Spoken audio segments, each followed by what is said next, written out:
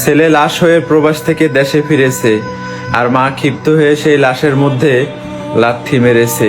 শুধুমাত্র 6.5 লক্ষ টাকার লোভে মা চেয়েছিল ছেলের লাশটাকে বিক্রি করে দিতে, কিন্তু বউ সেটা হতে দেয়নি। বউয়ের ইচ্ছা ছিল স্বামীর লাশটা শেষবারের মতো হলেও একটা নজর দেখবে, কিন্তু মায়ের কথা একটাই, ওকে দেশে এনে তো মাটি দিয়ে দিতে হবে।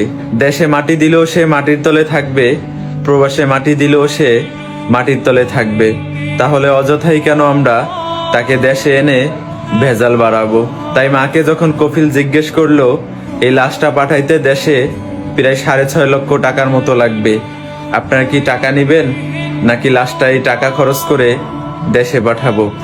মা বারবার একই কথা বলতেছিল, আমাদের লাশ লাগবে না, টাকা লাগবে, আপনারা আমাদেরকে টাকা পাঠিয়ে দেন।